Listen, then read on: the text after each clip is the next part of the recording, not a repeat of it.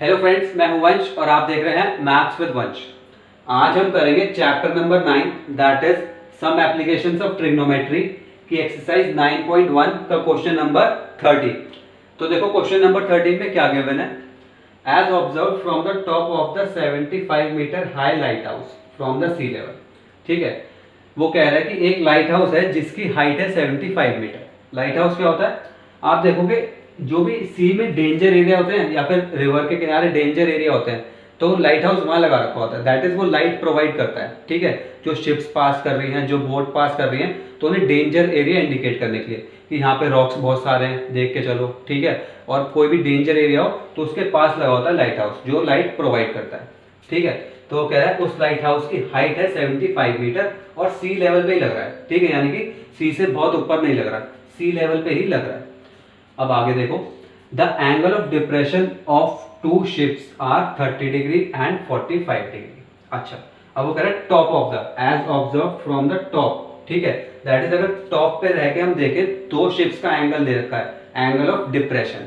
ठीक है, angle of depression दो शिप्स का दे रखा है 30 डिग्री एंड 45 डिग्री। अब पहले समझो एंगल ऑफ डिप्रेशन क्या होता है। हर वीडियो में बताता हूं मैं आपको। ठीक है, अगर आप एक पॉइंट लो कोई सा भी और अगर उससे हॉरिजॉन्टल लाइन खींचो, स्ट्रेट हॉरिजॉन्टल लाइन। ठीक है, अब अगर आप इस लाइन से नीचे देखोगे, ठीक है, इस लाइन से नीचे देखोगे तो जो एंगल बनेगा वो बनेगा हमारा एंगल ऑफ डिप्रेशन। ठीक है, और अगर इस लाइन से ऊपर देखोगे तो बनेगा एंगल ऑफ एलिवेशन। बात समझ में आई? एक पॉइंट लिया हमने, स्ट्रेट लाइन खींची और अगर इस लाइन से नीचे देखेंगे तो एंगल ऑफ डिप्रेशन, ऊपर देखेंगे तो एंगल ऑफ एलिवेशन। तो एंगल ऑफ डिप्रेशन समझ में आया, दैट इज वो नीचे देख रहा है तो जो एंगल बन रहा है वो बनेगा एंगल ऑफ डिप्रेशन। अब देखो वो कह रहा है कि एंगल ऑफ डिप्रेशन बन रहा है 30 डिग्री और 45 डिग्री दो शिप्स का, जो if one ship is exactly behind the other on the same side of the lighthouse. That is अगर एक शिप यहाँ पे है तो दूसरी शिप बिल्कुल उसके पीछे है, स्ट्रेट लाइन में। ठीक है, यानी कि एक शिप तो हो गई यहाँ पे, दूसरी शिप यहाँ पे, ऐसे नहीं, बिल्कुल स्ट्रेट लाइन में, एक शिप यहाँ तो दूसरी शिप यहाँ। ठीक है, एग्जैक्टली बिहाइंड है। अब वो कह रहा है find the distance between the two ships. दो शिप्स के बीच का डिस्टेंस निकालो। अगर मैं एक शिप मानूं ये, दूसरी शिप मानूं ये, ठीक है, और ये हो गया हमारा लाइट हाउस, तो इन दोनों के बीच का डिस्टेंस हो गया हमारा ये दो शिप्स के बीच का। अब मेन जो क्वेश्चन में फंडा है, दैट इज जो ट्रिक यूज होगी वो है कि 30 डिग्री और 45 डिग्री का एंगल कौन सा लें। भाई कौन सी शिप का एंगल 30 डिग्री का लूं लाइट हाउस से और कौन सी शिप का एंगल 40 डिग्री का लूं, बताओ, सोचो। यही मेन चीज है क्वेश्चन में सोचने वाली, वरना क्वेश्चन तो बहुत इजीली सॉल्व होगा। मैं लाइट हाउस के टॉप से कौन सी शिप का एंगल 30 डिग्री लूं और कौन सी शिप का एंगल 45 डिग्री। अब देखो एंगल को डिफाइन कैसे करेंगे। ठीक है, कि कौन सी शिप कौन सा एंगल बना रही है, इस क्वेश्चन के लिए सबसे इंपॉर्टेंट कॉन्सेप्ट। ठीक है, अब देखो मैंने आपको बताया था कि एंगल ऑफ डिप्रेशन हम कैसे मेजर करेंगे। ठीक है, एंगल ऑफ डिप्रेशन मैंने आपको बताया था, सपोज ये एक पॉइंट है, यहाँ से एंगल ऑफ डिप्रेशन देखना है तो एक स्ट्रेट लाइन करो, स्ट्रेट लाइन खींची। अब अगर हम इससे नीचे देख रहे हैं तो बनेगा एंगल ऑफ डिप्रेशन। ठीक है, तो हमारा एंगल ऑफ डिप्रेशन बनेगा ये। लेकिन जो इंपॉर्टेंट बात है वो क्या है, एंगल हम मेजर कहां से करना शुरू करेंगे, इस लाइन से। भाई यहाँ से हम बढ़े और ये मैंने मेजर करना शुरू कर दिया यहाँ तक। ठीक है, ऐसे अगर कोई इससे भी नीचे देख रहा है तो यहाँ से स्टार्ट होगा वो, मतलब मेजर करना जो स्टार्ट होगा वो इस लाइन से स्टार्ट होगा और ऐसे। ठीक है, दैट इज इस लाइन से मेजर करना स्टार्ट करेंगे। अब देखो, अब आपके लिए कॉन्सेप्ट थोड़ा और इजी हो जाएगा समझना कि कौन सी शिप का कौन सा एंगल होगा। ध्यान से देखना, ये मैं टावर बना रहा हूँ, लाइट हाउस जो भी है। ठीक है, और ये दो शिप्स हो गई हमारी, एक ये और एक ये, दैट इज एक ये एंड एक ये। अब मुझे top of the light house से मेजर करना है एंगल ऑफ डिप्रेशन, तो मैं इस पॉइंट से स्ट्रेट लाइन बनाता हूँ, ये आपको समझाने के लिए। ठीक है, ये एक स्ट्रेट लाइन बनाई। अब मैं इस लाइन से मेजर करना शुरू करूंगा एंगल, तो मैं मेजर करना शुरू करा, अरे पहली शिप मिल गई। ठीक है, अब मैंने फिर मेजर करना शुरू करा, अरे दूसरी शिप मिल गई। अब आप देखो हमें पहली शिप का एंगल भी मिल गया, दूसरी शिप का एंगल भी मिल गया। अब आप खुद ही बता दो कौन सा एंगल छोटा है और कौन सा एंगल बड़ा है। भाई जो पहले शिप मिली उसका एंगल ये वाली जो शिप है, ठीक है, ये हमें पहले मिल गई यहाँ से, तो इसका एंगल होगा छोटा। छोटा एंगल कौन सा है, 30 डिग्री। दैट इज ये वाला जो हमारा एंगल है ये हो गया हमारा 30 डिग्री। ठीक है, और ये जो बड़ा वाला दैट इज इस शिप का एंगल है, ये हो गया हमारा 45 डिग्री, ये पूरा एंगल है, बीच में मत लिख देना, ये पूरा एंगल है, ठीक है। तो ये पूरा एंगल हो गया हमारा 45 डिग्री। बात समझ में आ गई? दैट इज, अब देखो यहाँ से कौन सा 30 डिग्री होगा और कौन सा 45 डिग्री। क्वेश्चन अभी भी सॉल्व नहीं हुआ है क्योंकि भी एक परेशानी और आएगी, देखना एक दिक्कत और आएगी, लेकिन फिर भी कुछ हद तक सॉल्व हुआ है। देखो दैट इज, अब ये वाला जो एंगल है ये तो हो गया हमारा 30 डिग्री, और बड़ा लिख देते हैं, ठीक है। ये हो गया हमारा 30 डिग्री, और ये जो है बड़ा एंगल, मतलब ये मैं आपको शो करने के लिए दिखा रहा हूँ, ठीक है, एग्जाम में छोटा कर देना। और ये जो बना हमारा एंगल ये हो गया 45 डिग्री। अब आप कहोगे सर इससे हम एंगल मतलब फाइंड कैसे करेंगे चीज, ठीक है। तो इसके लिए भी एक फंडा यूज होगा, ट्रिक मान लो, कुछ भी मान लो, ठीक है। यहाँ तक क्वेश्चन समझ में आ गया, 30 डिग्री और 45 डिग्री कॉन्सेप्ट। अब देखो एक छोटा सा कॉन्सेप्ट और रहेगा बस। हमने 7th या 8th क्लास में एक पढ़ी थी, आप थ्योरम कह सकते हो, ठीक है। पैरेललोग्राम चैप्टर वो करता था हमारे 7th या 8th क्लास में। उसमें क्या गिवन था हमें, अगर दो पैरेलल लाइंस है, ठीक है, अगर दो पैरेलल लाइंस है और cut by a transversal, that is एक लाइन से कट कर रही है वो लाइन, ठीक है, एक लाइन दोनों पैरेलल लाइन को कट कर रही है, तो जो एंगल होंगे ना ऑल्टरनेट इंटीरियर, दैट इज ये वाला और ये वाला, ठीक है, या फिर ये वाला और ये वाला, ये दोनों एंगल इक्वल होंगे। भाई अगर ये 30 डिग्री है तो ये भी 30 डिग्री होगा, ठीक है। अगर ये हमारा हो गया 150 डिग्री तो ये भी 150 डिग्री होगा। बात समझ में आ गई, ठीक है। That is alternate interior angles same होंगे। अब देखो, अब ये कॉन्सेप्ट लगेगा यहाँ पे, अगर आप ध्यान से देखो तो क्वेश्चन में हमें गिवन था lighthouse from the sea level, that is sea level, that is straight level है, ठीक है। और मैंने जो यहाँ से लाइन बनाई है वो भी स्ट्रेट बनाई है, दैट इज ये दोनों लाइन पैरेलल हो जाएंगी। जब ये दोनों लाइन पैरेलल हो जाएंगी तो ये हमारी एक ट्रांसवर्सल हो जाएगी, ठीक है। ये क्या हो जाएगी, हमारी एक ट्रांसवर्सल हो जाएगी। तो आप देखो जब ये ट्रांसवर्सल है, ठीक है, आप पहले ये भूल जाओ, कैसे भूल जाओ, देखो मैं इरेज कर रहा हूँ आपके लिए, ठीक है। ये मैंने 45 डिग्री की मेजरमेंट इरेज कर दी और ये लाइन भी इरेज कर दी। अब आप देखो ये दोनों पैरेलल लाइंस है और ये एक ट्रांसवर्सल है, तो जो ये वाला एंगल है वो इस एंगल के इक्वल होगा, that is alternate interior angles, ठीक है, that is alternate interior angles, ठीक है। अब देखो, अब फिगर फिर से बना रहा हूं मैं, ठीक है, फिगर फिर से बना दी। हमारा ये वाला एंगल था 45 डिग्री, अब मैं आपके लिए इरेज कर रहा हूँ 30 डिग्री वाला, ठीक है। अब मैंने आपके लिए 30 डिग्री वाला एंगल इरेज कर दिया। अब देखो ये एंगल था हमारा 45 डिग्री, आपको पता है जब ये 45 होगा, ये दोनों लाइंस पैरेलल है, ये ट्रांसफर है, तो ये भी 45 डिग्री होगा। बात समझ में आ गई, दैट इज ये वाला एंगल हम लेंगे 30 डिग्री और ये वाला एंगल हम लेंगे 45 डिग्री। अब मैं फिगर पूरी बना रहा हूं फिर से और आपको एक बार इस डायग्राम में समझाऊंगा फिर से, ठीक है। अब देखो ये वाला एंगल हमें गिवन था 30 डिग्री और ये वाला एंगल हमें गिवन था 45 डिग्री। अब मैंने आपको कुछ नहीं समझाया, देखो पहले मैंने आपको बताया था कि हम एंगल ऑफ डिप्रेशन कैसे मेजर करते हैं, ठीक है। एक स्ट्रेट लाइन ली और ये हमारी दो शिफ्ट जा रही थी, तो मैंने कहा था कि जो एंगल ऑफ डिप्रेशन मेजर करते हैं वो इस लाइन से करते हैं। तो पहले ये वाली शिप आ गई, दैट इज ये वाला एंगल हो गया हमारा छोटा, उसके बाद ये वाली शिप आई तो ये वाला एंगल हो गया हमारा बड़ा, दैट इज ये वाला एंगल तो हो गया 30 डिग्री, ये वाला एंगल जो पहले आया वो बन गया 30 डिग्री छोटा एंगल, बाद वाला एंगल बड़ा था तो वो हो गया 45 डिग्री। उसके बाद मैंने आपको बताया कि इससे तो हमारा काम चलेगा नहीं, तो मैंने बताया कि एक हमारे आप थ्योरम समझ लो, कुछ भी समझ लो, ठीक है।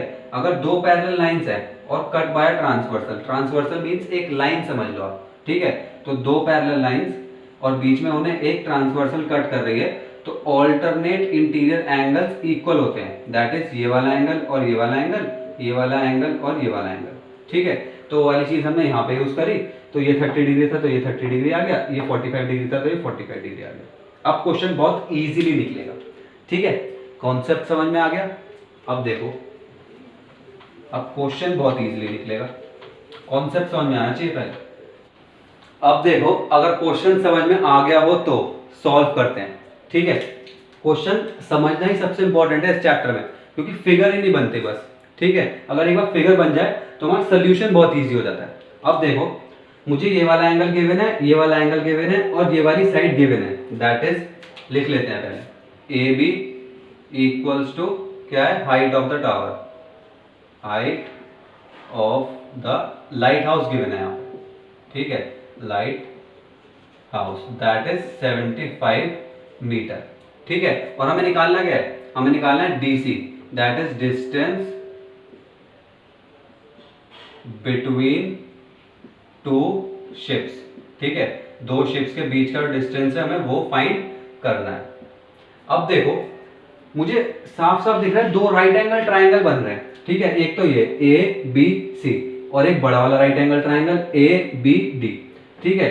और एक चीज और दिख रही है मुझे, अगर मैं छोटा वाला ट्राइंगल लूं ए बी सी, ठीक है, तो उसमें मुझे एक साइड ये वाली गिवन है और ये वाली साइड मुझे थोड़ी काम की लग रही है क्योंकि मुझे डीसी निकालना है, तो उसके बराबर वाली साइड है, ठीक है। तो मैं क्या करता हूँ, इस ट्राइंगल में इन दोनों साइड को कंसीडर करता हूँ और ये वाली साइड लेफ्ट कर देता हूँ क्योंकि मुझे एसी जो साइड है वो यूजफुल नहीं लग रही, ठीक है। ऐसे ही बड़ा वाला ट्राइंगल देखो ए बी डी, उसमें मुझे 75 मीटर तो गिवन है एक साइड, तो ये तो बहुत यूजफुल है। और बी डी में तो मेरी डीसी आ रही है, दैट इज ये वाली साइड मुझे यूजफुल लग रही है, तो इसमें भी मैं ए डी जो साइड है वो नेग्लेक्ट कर देता हूँ, मेरे काम की नहीं है, ठीक है। तो दोनों ट्राइंगल में एक बार 45 डिग्री के एंगल के रिस्पेक्ट में ये दोनों साइड निकालता हूँ और एक बार 30 डिग्री के रिस्पेक्ट में ये वाली साइड निकालता हूँ, ठीक है। तो देखो पहले छोटा वाला ट्राइंगल ले लेते हैं, छोटे वाले ट्राइंगल में देखो in triangle A B D, नहीं ए बी सी, ठीक है, ए बी सी। अब मुझे 45 डिग्री के रिस्पेक्ट में निकालनी है दोनों साइड्स का रेशियो। तो देखो 45 डिग्री के सामने साइड, दैट इज एंगल के सामने साइड होती है हमारी परपेंडिकुलर, तो ये वाली साइड हो जाएगी हमारी परपेंडिकुलर, और एक छोटू side that is CB side हो जाएगी हमारी बेस, ठीक है। 90 डिग्री सामने साइड तो हमारी हाइपोटेनियस फिक्स रहती है। अब देखो मुझे परपेंडिकुलर और बेस के बीच का रिलेशन निकालना है, पंडित बद्री प्रसाद हर हर बोले, ठीक है। तो परपेंडिकुलर और बेस के बीच का रिलेशन होता है हमारा tan का, ठीक है। तो देखो tan एंगल कौन सा गिवन है हमें, 30 डिग्री, नहीं 45 डिग्री, सॉरी, एंगल हमें गिवन है 45 डिग्री, तो tan 45 degree equals to perpendicular upon base. अब देखो tan 45 डिग्री की वैल्यू हमने चार्ट में पढ़ी थी, tan 45 डिग्री की वैल्यू होती है 1, परपेंडिकुलर क्या हमें गिवन है ए बी, बेस क्या हमें गिवन है सी बी, ठीक है। अब देखो ए बी मुझे गिवन है तो ए बी पुट कर देता हूँ, 1 इक्वल्स टू ए बी मुझे गिवन है 75 अपॉन सी बी, तो इससे अगर मैं क्रॉस मल्टीप्लाई करूं तो सी बी आ जाएगा हमारा 75 मीटर, तो सी बी आ गया हमारा 75 मीटर। अब इससे ज्यादा तो सॉल्व नहीं हो सकता है, ठीक है, तो इसे यहीं छोड़ दो। अब देखो लो दूसरा ट्राइंगल बड़ा वाला, in triangle A B D, A B D, A B D. अब देखो इस बड़े वाले ट्राइंगल में 30 डिग्री के रिस्पेक्ट में बात करनी है, तो 30 डिग्री के सामने साइड हमारी परपेंडिकुलर और ये वाली साइड डी बी, ये बड़ी वाली साइड हो गई हमारी बेस, ठीक है। और 90 डिग्री के सामने साइड तो हाइपोटेनियस फिक्स रहती है। तो देखो अब मुझे फिर से परपेंडिकुलर और बेस के बीच में रिलेशन चाहिए, ठीक है, लेकिन अब क्या बेस बड़ा हो गया तो रिलेशन तो वही रहेगा वैसे tan, ठीक है। तो देखो tan एंगल कौन सा गिवन है हमें 30 degree equals to perpendicular upon base, क्योंकि tan होता है हमारा परपेंडिकुलर अपॉन बेस, ठीक है। एंगल आप कोई से भी लगा सकते हैं, इस समय हमें लेना है 30 डिग्री। तो देखो tan 30 डिग्री की वैल्यू क्या होती है, tan 30 degree is 1 upon root 3 equals to perpendicular कौन सी साइड है ए बी अपॉन बेस कौन सी साइड है डी बी, ठीक है। अब देखो ए बी की वैल्यू मुझे पता है, A B equals to 75 metre given है, तो 1 upon root 3 equals to 75 upon D B. अब तो बहुत आसान है, ध्यान से देखो कैसे सॉल्व होगा, सामने दिख रहा है आंसर। देखो डी बी गिवन है हमें, डी बी को कैसे लिख सकता हूं मैं, D C plus C B, भाई डी बी गिवन है ना, मतलब डी बी यहाँ पे आ रहा है ना, तो डी बी को क्या लिख सकता हूं मैं, D C plus C B, बस तो लिख दो 1 upon root 3 equals to 75 upon D B को क्या लिख सकता हूं, D C plus C B, और सी बी मुझे गिवन है, सी बी मुझे गिवन है, दैट इज डी सी आ जाएगा, जो चीज हमें फाइंड करनी थी, D C distance between two ships, ठीक है। तो इसे अगर आप 1 मान लो, ठीक है, और इस पूरे को आप मान लो 2, तो लिख दो पुट 1 इन 2, या फिर लिख दो यूजिंग 1 एंड 2। भाई 1 और 2 को यूज कर रहा हूं मैं, तो देखो 1/√3, ठीक है, 1/√3 equals to 75 upon DC, DC तो मुझे निकालना है, प्लस CB मुझे पता है 75, दैट इज 75 लिखो यहाँ पे। अब सिंपली क्रॉस मल्टीप्लाई कर लो, DC को इधर ले जाओ, √3 को उधर ले जाओ, तो देखो DC plus 75 equals to 75 multiply by √3, तो ये हो जाएगा 75√3। ठीक है, अब तो सॉल्व कर लो, यहाँ पे 75 प्लस 75 इसे उधर ले जाओ तो -75 आ जाएगा। DC इक्वल्स टू 75√3 माइनस 75, तो यहाँ पे इन दोनों में से आ गया 75 कॉमन, देखो 75√3 और 75, तो 75 कॉमन आ गया, 75 कॉमन ले लो तो ये आ जाएगा √3 minus 1, that is 75√3 minus 1 metre is the distance between the two ships, that is DC। ठीक है, क्वेश्चन समझ में आया। सबसे इंपॉर्टेंट थी हमारी इस क्वेश्चन में फिगर एक बार समझ में आ जाती तो हमें साफ साफ दो ट्राइंगल्स दिख रहे थे, एक 45 डिग्री के रिस्पेक्ट में और एक 30 डिग्री के रिस्पेक्ट में, और ये भी पता चल रहा था कौन सी साइड हमारी यूजफुल नहीं है। ठीक है, तो जो बची हुई साइड्स हैं उनके रिस्पेक्ट में रेशियो निकाले और हमारा इजीली आंसर आ गया। तो ये हो गया हमारा क्वेश्चन नंबर 13 फिनिश। अब अगर वीडियो पसंद आए तो लाइक करना, शेयर करना, और ट्रिग्नोमेट्री या इस क्वेश्चन में कोई सी भी प्रॉब्लम हो तो कमेंट बॉक्स में पूछ लेना। ठीक है, नेक्स्ट वीडियो मिलते हैं।